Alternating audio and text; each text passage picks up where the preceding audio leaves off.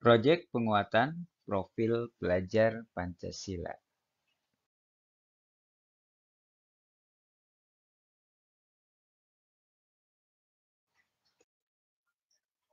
Sebagaimana yang kita ketahui bahwa pelajar yang diinginkan, yang ingin dihasilkan oleh sistem pendidikan Indonesia yang sudah berjalan beberapa tahun ini adalah pelajar Indonesia merupakan pelajar sepanjang hayat yang kompeten, berkarakter, dan berperilaku sesuai nilai-nilai Pancasila.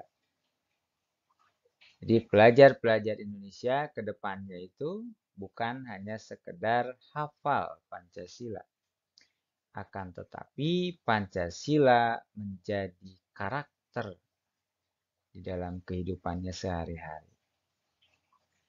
Jadi kehidupan mereka, kehidupan pelajar Indonesia dari Sabang sampai ke Papua, ke Merauke sana, itu mempunyai jiwa Pancasila, yang berjiwa Pancasila, yang berkarakter Pancasila. Sudah kita ketahui bersama bahwa profil pelajar Pancasila ini memiliki 6 kompetensi yang dirumuskan sebagai dimensi kunci. Jadi ada 6 dimensi. Yang keenam dimensi ini itu saling berkaitan dan menguatkan. Tidak terpisah antara satu dan lainnya. Harus utuh. Jadi profil pelajar Pancasila itu ke depannya harus menjadi profil-profil pelajar yang mempunyai keenam dimensi kunci ini. Beriman, bertakwa kepada Tuhan Yang Maha Esa dan berakhlak mulia, berkebinekaan global, bergotong royong, mandiri, bernalar kritis, dan yang terakhir itu adalah kreatif. Nah, dimensi-dimensi tersebut menunjukkan bahwa profil pelajar Pancasila tidak hanya fokus pada kemampuan kognitif. Jadi bukan hanya pada pengetahuan saja, tapi juga sikap. Ini yang sangat penting.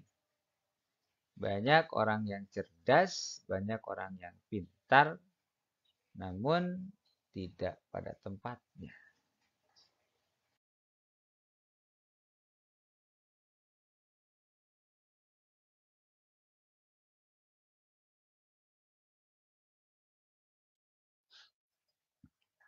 P5 kita sebut, proyek penguatan profil pelajar Pancasila.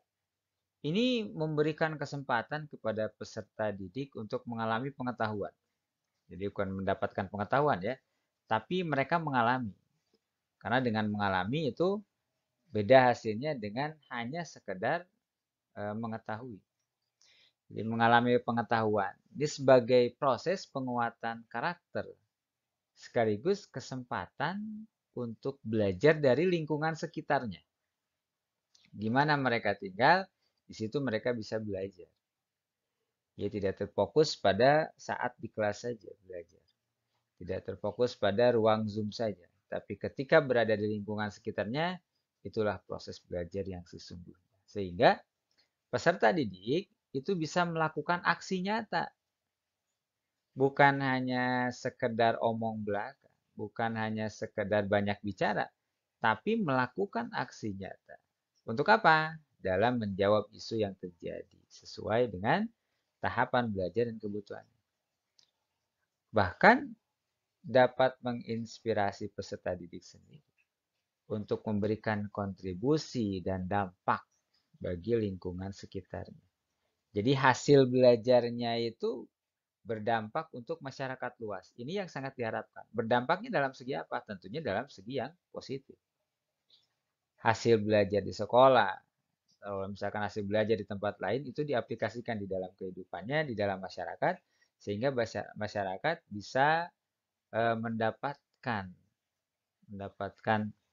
sesuatu yang positif, memberikan dampak yang baik bagi masyarakat, hasil dari belajarnya. Nah, profil pelajar Pancasila ini adalah karakter dan kemampuan yang dibangun dalam keseharian dan dihidupkan dalam setiap diri individu peserta didik. Melalui apa nih? Ada 4. Ada budaya sekolah, kemudian pembelajaran intrakurikuler, proyek penguatan profil pelajar Pancasila, dan budaya kerja maupun ekstrakurikuler. Ada. Jadi untuk menjadikan profil pelajar Pancasila, peserta didik kita itu dibangun ke dalam 4 sumber belajar mereka. Intrakurikuler, jadi muatan pelajaran kegiatan, pengalaman belajarnya mereka. Ketika mereka belajar tentang SBDP, bahasa Indonesia, bahasa Sunda, PLH, PAI sudah jelas. Itu tertanam ke dalam diri mereka, tanamkan dalam diri mereka selama pembelajaran itu profil-profil pelajar Pancasila. Dimensi-dimensi, elemen-elemen, sub-elemen dari profil pelajar Pancasila itu harus terlaksana di sana. Ada juga budaya sekolah, iklim sekolah, kebijakan, pola interaksi, dan komunikasi, serta norma yang berlaku di sekolah sesuai dengan standar dunia kerja. Jadi budaya-budaya baik yang terjadi di sekolah kita seperti halnya budaya Sunda.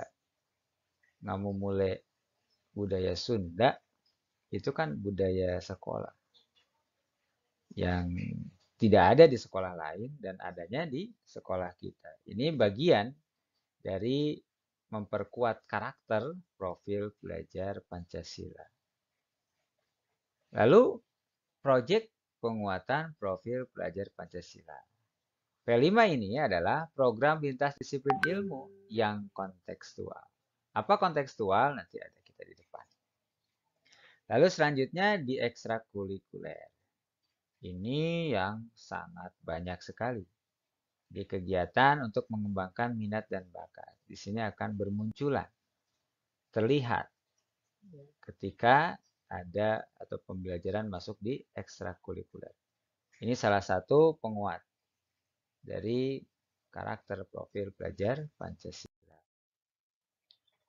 Nah, proyek penguatan profil pelajar Pancasila. Kita tidak akan membahas intrakurikulernya, ekstrakurikulernya, budaya sekolahnya, namun yang kita akan bahas itu adalah proyek penguatan profil pelajar Pancasila. P5 ini adalah pembelajaran lintas disiplin ilmu. Jadi bukan sekedar pada satu mapel saja, bukan pada sekedar satu ilmu saja, akan tetapi lintas disiplin ilmu untuk mengamati dan memikirkan solusi terhadap permasalahan di lingkungan sekitar. Jadi tidak berbicara bahasa Indonesia, tidak berbicara agama, tidak berbicara PKN, tidak berbicara SBDP. Jadi disiplin ilmu itu digabungkan di proyek penguatan profil pelajar Pancasila ini untuk apa? Ini, untuk memikirkan, mencari jalan keluar, atau disebut dengan solusi terhadap permasalahan yang ada di lingkungan sekitarnya. Apakah lingkungan di tempat di sekolah, apakah di tempat tinggal, atau keumuman lingkungan yang terjadi di kota dia tinggal, atau di provinsi dia tinggal, atau di Indonesia, atau di dunia yang lebih jauh lagi. Nah, P5 ini, proyek penguatan profil pelajar Pancasila ini menggunakan pembelajaran berbasis proyek atau yang disebut atau kita sebut project based learning. Tapi berbeda, ya. Berbeda dengan pembelajaran atau PBL yang ada di dalam kelas. Itu berbeda.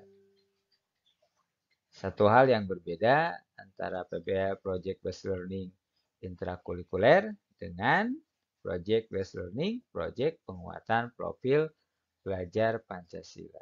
Di mana perbedaannya? Nah, untuk prinsip proyek penguatan profil pelajar Pancasila ini yang pertama itu adalah holistik.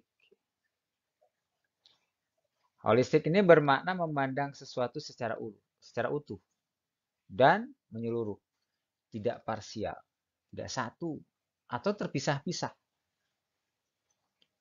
Kerangka berpikir holistik mendorong kita untuk menelaah sebuah tema secara utuh dan melihat keterhubungan dari berbagai hal untuk memahami isu secara mendalam.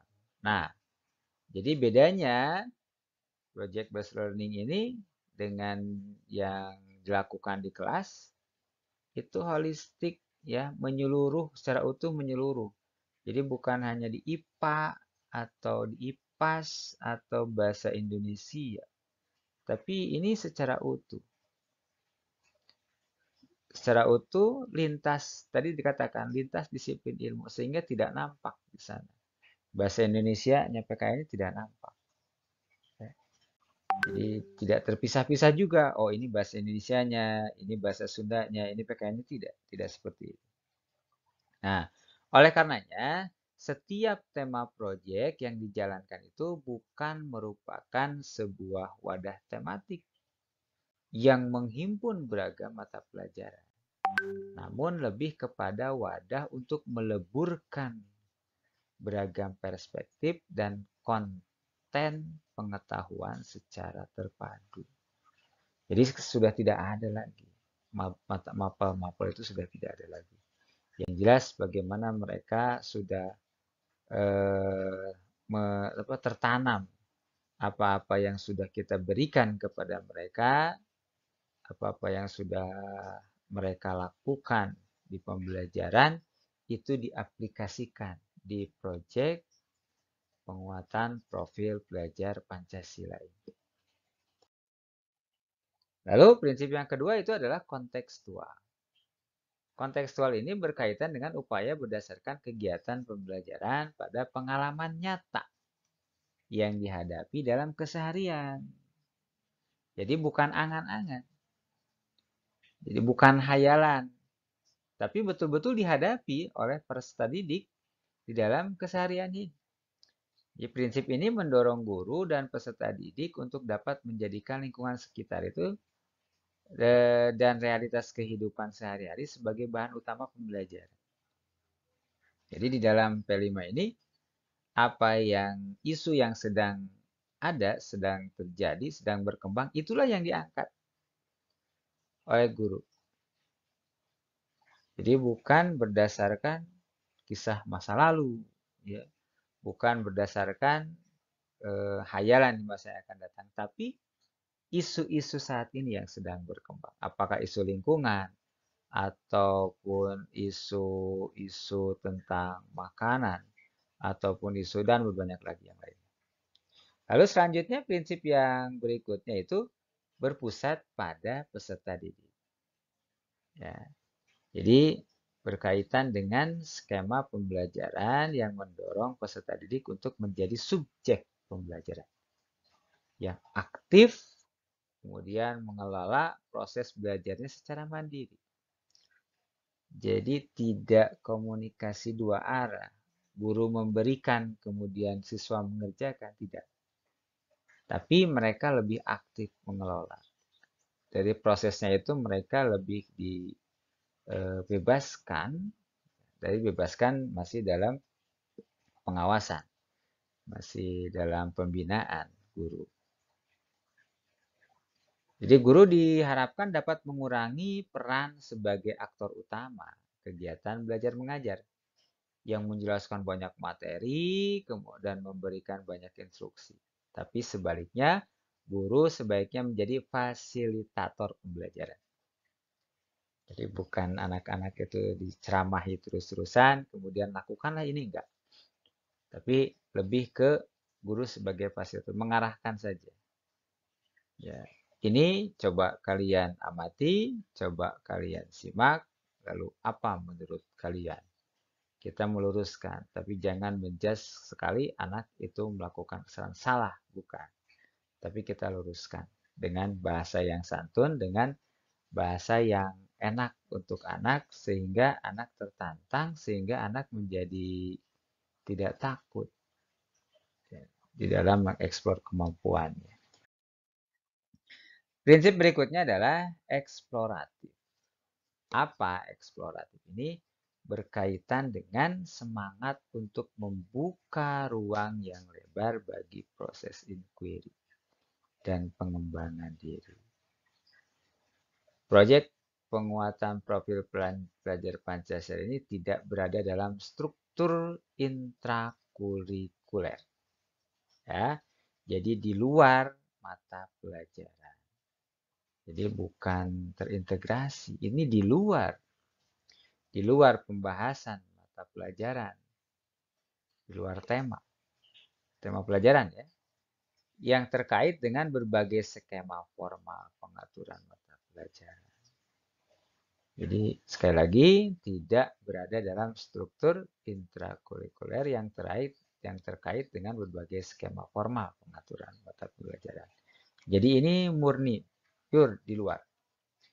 Nah, oleh karenanya, proyek ini memiliki area eksplorasi yang luas dari segi jangkauan materi pelajaran, kemudian alokasi waktu, penyesuaian dengan tujuan pembelajarannya juga. Namun, diharapkan pada perencanaan dan pelaksanaannya, guru tetap dapat merancang kegiatan proyek secara sistematis dan terstruktur agar dapat memudahkan pelaksanaannya.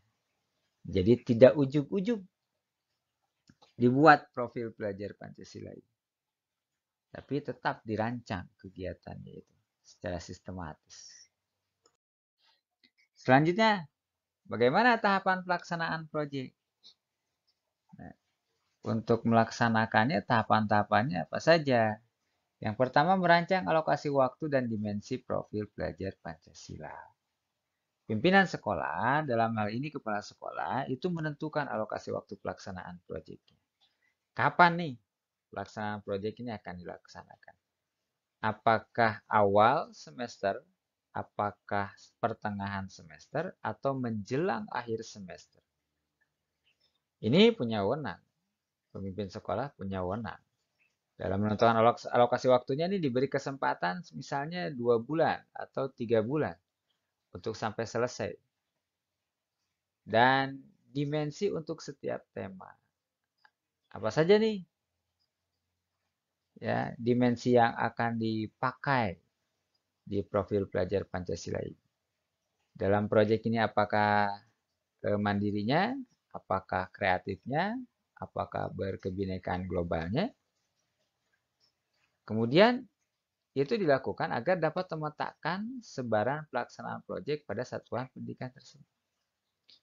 Jadi memetakkan sebarannya nih. Misalnya kalau satu fase ya di fase A misalkan kelas 1-nya apa, kelas 2-nya apa.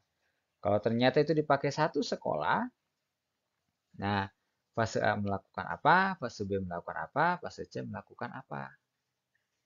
Jadi memetakkan nih sebarannya nih. Atau bisa saja kreatifnya itu ada di fase A, mandirinya itu ada di fase B. Kemudian ternyata bernalar kritisnya itu ada di fase C. Tapi dalam proyek yang sama. Kemudian membentuk tim fasilitasi proyek. Pemimpin sekolah, dalam hal ini adalah kepala sekolah, menentukan guru-guru yang tergabung dalam tim fasilitasi proyek yang berperan merencanakan proyek, membuat modul proyek, mengelola proyek, kemudian mendampingi peserta didik dalam proyek penguatan profil pelajar Pancasila. Jadi sekali lagi bukan tugas seorang guru kelas saja, tapi bisa berkolaborasi dengan guru mapel yang lainnya. Sehingga nanti kebagian tugas guru mapel, bagian tugasnya itu ada di mana? Di aktivitas yang mana? Kemudian ketika membuat modul, itu sama bersama-sama. Jadi tidak dibuat oleh satu orang. Lalu yang ketiga, tahapan pelaksanaan itu adalah identifikasi tingkat kesiapan sekolah. Pemimpin sekolah dapat menilai tahapan pelaksanaan proyek berdasarkan tingkat kesiapan sekolah. Kalau misalkan sekolah belum siap, ya jangan dilaksanakan. Sekarang punya proyek misalnya ingin menanam, tapi lingkungan sekolah tidak mendukung, ruang tidak ada, kemudian juga dananya tidak ada, ya jangan dilakukan. Proyek tersebut cari proyek yang lain. Jadi identifikasi nih, sekolah siap atau tidak ketika akan melakukan hal ini. Ketika melakukan satu proyek ini, sekolah siap atau tidak? Kalau tidak, cari tema, cari proyek yang lain. Yang sekolah memang siap untuk memfasilitasi. Tahapan berikutnya, pemilihan tema umum. Ya, jadi tim fasilitas bersama pemimpin sekolah memilih minimal 2 tema. Fase A, B, dan C dari 5 tema yang ditetapkan oleh Kemendikbudristek untuk dijalankan dalam 1 tahun ajaran. Ya, jadi dalam 1 tahun itu hanya 2 tema. Fase A, B, C. Itu hanya 2 tema saja. Mau sama-sama atau mau tiap kelas fase A, disilahkan. Nah, ini yang terpenting nih. Berdasarkan isu yang relevan di lingkungan peserta didik. Ini masih tetap ada. Isu-isu yang tengah berkembang, isu-isu yang relevan, itu pasti selalu ada di P5 ini. Kemudian selanjutnya yang kelima, penentuan topik spesifik. Dari tema besar, yang tadi ya, kewirausahaan, kemudian juga apa lokal itu. Pokoknya ada yang 5 ya, tema besarnya itu. Tim fasilitasi proyek dapat juga bersama peserta didik menentukan ruang lingkup isu spesifik sebagai proyek. Dibicarakan lagi dengan siswa bisa. Coba, apa ini yang akan kita bahas? Mungkin mereka punya ide yang lebih baik lagi. Yang lebih menarik lagi untuk dilakukan proyeknya. Kemudian merancang modul proyek. Tim fasilitasi bekerja sama dalam merancang modul proyek dan berdiskusi dalam menentukan elemen dan subelemen profil, alur kegiatan, tipe asesmen sesuai dengan tujuan dan kegiatan proyek. Jadi sekali lagi, modul proyek ini dibuat dengan diskusi bersama-sama, kemudian tentukan. Kalau tadi sudah tuh dimensinya sudah ditentukan dengan kepala sekolah sudah menentukan, maka tim fasilitasi ini menentukan elemen dan sub-elemen dari profil belajar Pancasila. Nah, sekarang ada nih strategi membentuk tim fasilitasi proyek. Ya. Pertama, pemimpin sekolah menentukan seorang koordinator proyek. Jadi kepala sekolah menentukan tuh, koordinator proyeknya siapa? Apakah dari kelas 1 atau dari kelas 6 atau dari kelas 4 sebagai pelaksana atau dari kelas 3 atau guru bidang? Bisa saja. Bisa dari wakil kepala sekolah. Nah, atau guru yang mempunyai pengalaman pengembangan dalam pengelolaan proyek. Ya, mungkin kalau yang di kelasnya suka dengan melakukan proyek-proyek itu bisa. Namun, sekali lagi berbeda. Proyek yang dilakukan oleh P5 ini berbeda dengan proyek yang dilakukan di kelas kebiasaannya. Lalu yang selanjutnya, yang kedua, apabila mempunyai SDM yang cukup, tentukan seorang koordinator. Nah, apabila SDM-nya itu banyak, cukup, tentukan seorang koordinator dari masing-masing kelas. Gitu. Misalkan ada 4 rombel. Koordinatornya siapa nih 4 rombel ini? Kelas 1 A, B, C, D. Nah, ada siapa koordinatornya? Kelas 1 mana? Kelas 1 B misalnya. Kemudian, misalkan satu orang koordinator kelas 1, ya, satu orang koordinator kelas 2 dan seterusnya. Kalau banyak, ya, kalau parsia kelasnya itu banyak. A, B, C, D, kelas 1-nya, kelas 2-nya, B, C, D. Nah, ambil koordinator satu-satu. Dari kelas 1, 1, dari kelas 2, 2, 1, kelas 3, 1, begitu. Lalu yang ketiga, koordinator itu tugasnya apa? Mengumpulkan guru-guru, perwakilan dari setiap kelas. Atau apabila SDM terbatas, perwakilan dari masing-masing kelas saja. Kalau banyak, jadi dikumpulkan tuh guru-gurunya. Jadi kelompok kecil. Kan dia sebagai koordinator. Apa nih yang akan dilakukan? Bagaimana nih cara melakukan atau melakukan aktivitasnya apa saja yang dibutuhkan. Jadi bersama-sama diskusi bersama-sama.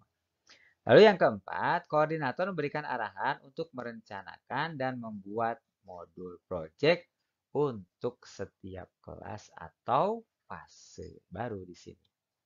Buatlah modul untuk proyeknya ini supaya apa? Supaya tadi terperinci, supaya sistematis, tidak kemana-mana, tidak asal jalan, tidak asal menghasilkan proyek. Adapun komponen modul dari proyek penguatan profil pelajar Pancasila ini tidak jauh, tidak berbeda, tapi ya, tapi hampir sama dengan modul ajar capaian pembelajaran. Ada informasi umum, identitas penulis, modul, sarana prasarana, target, kemudian relevansi, tema. Ada komponen inti, ada lampiran. Ini isi-isinya. Namun, modul project ini bersifat fleksibel. Guru di satuan pendidikan diberi kebebasan untuk mengembangkan komponen dalam modul project sesuai dengan konteks lingkungan, visi sekolah, kesiapan sekolah, dan kebutuhan belajar peserta didik. Sekolah atau guru boleh membuat modul project sendiri. Nih ya, boleh membuat nih. Menggunakan modul project yang telah tersedia atau mengkreasi modul yang sudah ada dan menyesuaikan dengan kondisi di sekolah masing-masing. Nih, menambah jumlah komponen boleh, mengurangi komponen yang ada di sini juga boleh. Silakan, fleksibel. Ya, modul ini tidak baku, diberikan kebebasan kepada setiap guru, setiap sekolah, maaf. Pada setiap sekolah itu diberikan kebebasan, terserah mau gimana. Yang jelas P5 harus jalan dan harus ada modul. Nah, pengelolaan proyek sekarang. Bagaimana nih pengelolaan proyeknya? Pertama, mengawali kegiatan proyek. Sebagai fasilitator, guru dapat memulai pelaksanaan proyek dengan mengajak peserta didik melihat situasi yang nyata yang terjadi di dalam kehidupan sehari-hari. Menghadirkan situasi nyata di kelas. Mengawali kegiatan proyek dengan realitas faktual dalam keseharian. Dapat memancing perhatian dan keterlibatan peserta didik sejak pertama kali proyek digulirkan. Jadi yang pertama kali itu apa yang terjadi? Isu apa yang akan kita angkat? Nah, kita tampilkan. Apakah bisa berupa slide, apakah bisa berupa berita, atau bisa berupa film dokumenter, ya. Jadi untuk mengawali kegiatan proyek ini. Nah, kemudian yang kedua, mengoptimalkan pelaksanaan proyek. Kunci dari implementasi kegiatan proyek adalah keterlibatan belajar peserta didik. Student engagement dalam proses pembelajaran. Jadi, oleh karena itu, guru sebagai fasilitator pembelajaran perlu terus berkreasi untuk meningkatkan partisipasi belajar seluruh peserta didik dalam serangkaian kegiatan yang sedang dilaksanakan. Jadi harus mengoptimalkan, membangun ikatan dengan peserta didik, ya, kemudian memberikan tantangan secara bertahap. Tidak langsung tiba-tiba ujuk-ujuk diberikan tugas saja, tidak.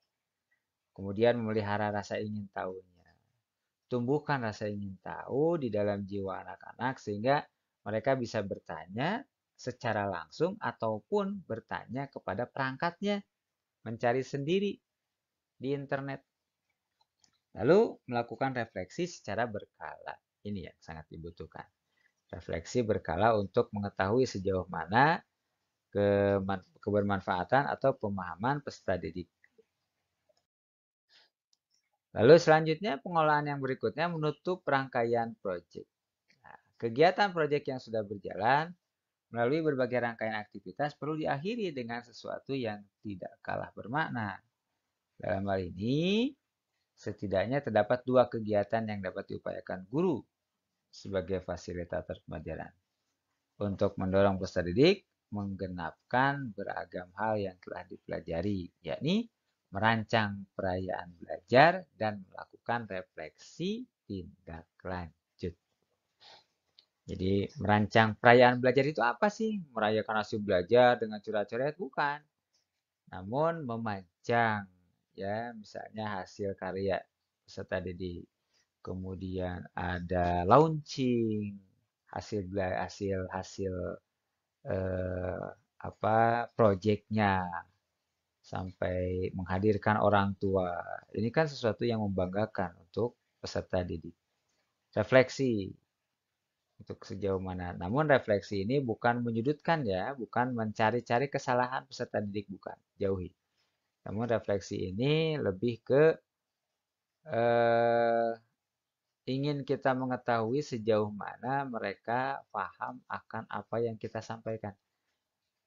Refleksi ini kita ingin mengetahui sampai sejauh mana pemahaman peserta didik apa yang telah dia lihat, apa yang dia rasakan, apa yang dia alami, apa yang dia pelajari. Itu refleksi. Selanjutnya mengoptimalkan keterlibatan mitra. Nah, kegiatan proyek memberikan kesempatan kepada peserta didik untuk mengalami pengetahuan yang tadi di awal ya, sebagai proses penguatan karakter, sekaligus kesempatan untuk belajar dari lingkungan sekitar. Lingkungan yang dimaksud bukan hanya benda-benda mati, tapi juga manusia-manusianya. Melibatkan masyarakat di luar sekolah, itu akan sangat memberi makna yang berarti bagi peserta didik.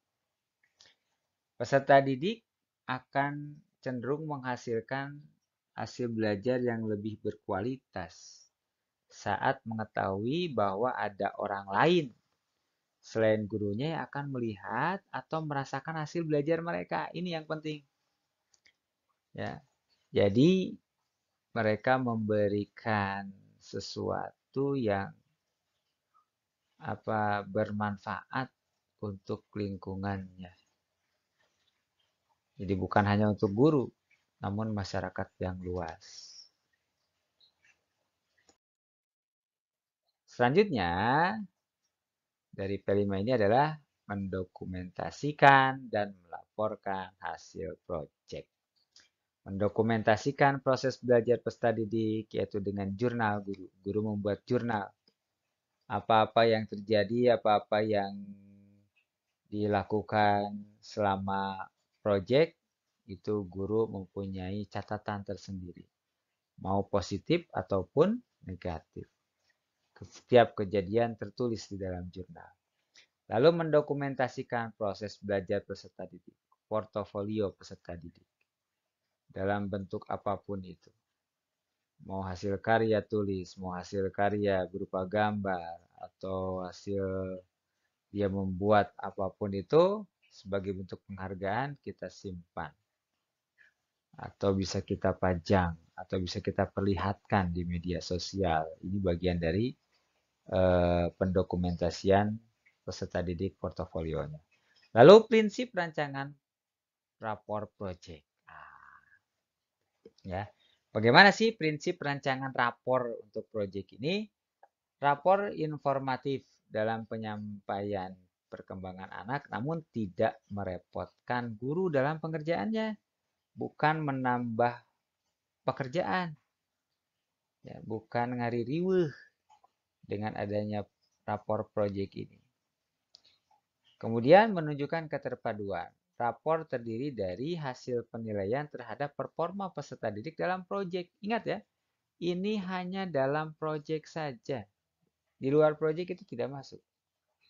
Jadi rapornya khusus rapor proyek penguatan profil pelajar Pancasila. Jadi selama proses selama P5 dari dimulai digulirkan sampai dengan selesai, sampai dengan refleksi, sampai dengan selesai dinyatakan selesai. Nah, di sana penilaiannya itu. Kemudian tidak menjadi beban administrasi yang berat. Aspirasinya, penulisan rapor akan lebih sederhana, terlebih apabila dibantu teknologi. Tidak harus ditulis, ya, namun sudah menggunakan komputerisasi. Kemudian kompetensi utuh. Penilaian dalam rapor proyek memadukan pengetahuan, lalu sikap, keterampilan, itu sebagai satu komponen. Deskripsi juga disampaikan secara utuh tanpa membedakan aspek tersebut.